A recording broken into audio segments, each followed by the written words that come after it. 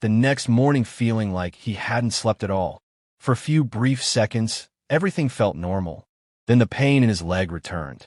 He winced sharply as he sat up in bed, instinctively grabbing at the spot where the creature had clawed him the night before. His phone sat on a nightstand beside him. Quickly, Gabriel grabbed it and opened his messages. The unknown notification was gone. No trace of it remained. No, are you awake now? Nothing. His stomach tightened. Beside him, his wife slowly stirred awake. You okay? She asked softly, immediately noticing the pain on his face. Gabriel hesitated. How was he even supposed to explain this? But after everything that had happened, he couldn't keep it inside anymore. Slowly, awkwardly, Gabriel explained everything. The studio, the missing time, the hollow building, the creature in the dark, the void, seeing himself asleep, the message. Every insane detail spilled out of him piece by piece. Even saying it aloud sounded impossible. He expected her to laugh, or dismiss him, or tell him he was losing his mind. But she didn't. Instead, concern filled her eyes. Deep concern. Gabriel, she whispered carefully. That's a lot. Quickly, Gabriel grabbed his phone.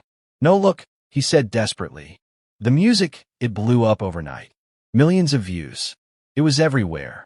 He opened the apps and froze. Everything was still there. The songs, the album, the uploads.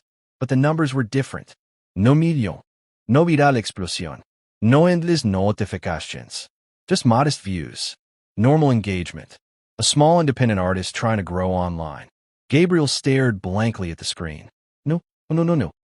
His breathing became uneven again. It was real.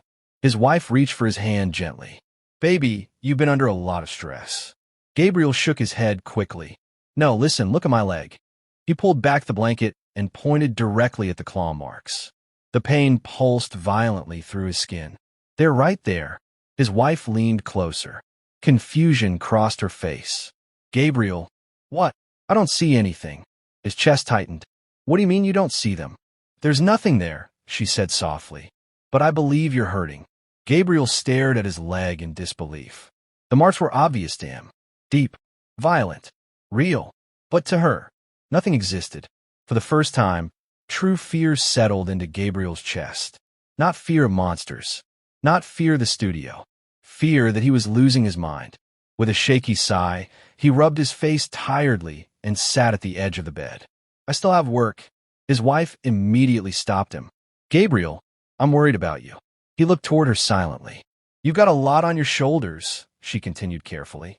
Bills, stress, work, trying to chase music. Maybe it's all finally catching up to you. Gabriel wanted to argue. But how could he? None of this sounded sane. He leaned forward gently and kissed her forehead. I'll be okay, he whispered, though he didn't believe it himself.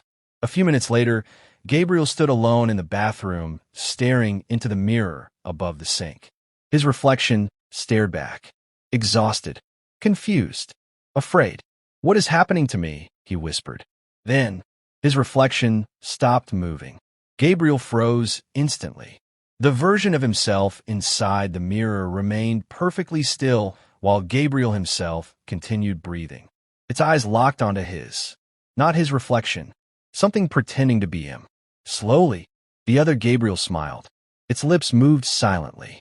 Wake up! Wake up! Wake up! Gabriel staggered backward in horror before slamming his fist into the mirror. Crack! Glass splintered outward instantly. Breathing heavily, Gabriel stared at the broken reflection scattered across dozens of jagged fragments. Every shard still showed the smiling version of himself. Watching him, he turned away immediately and climbed into the shower. Hot water poured down over his body. The second it touched his skin, everything changed. The pain in his leg faded instantly. The soreness in his muscles melted away. Even the pressure inside his mind began dissolving into silence.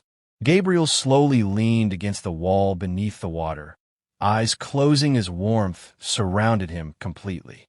He had always found peace in water, but this felt different, deeper, like something inside him was healing, restoring.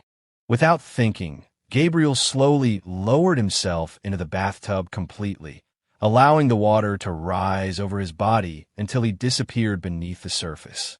Silence consumed him. Then the visions came. Images flooded violently through his mind. A world almost identical to Earth, but wrong. Trees flickered with streams of binary code beneath their bark. The sky fractured into glowing grids. People walked the streets, unaware that their bodies glitched faintly with strings of endless numbers beneath their skin. 010101010101. Reality itself was code. A voice echoed softly through the water surrounding him. Ancient, gentle, powerful. Remember who you are. More images flashed.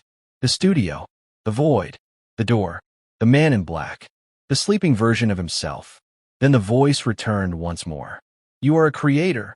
The water around Gabriel began glowing faintly. You are awake.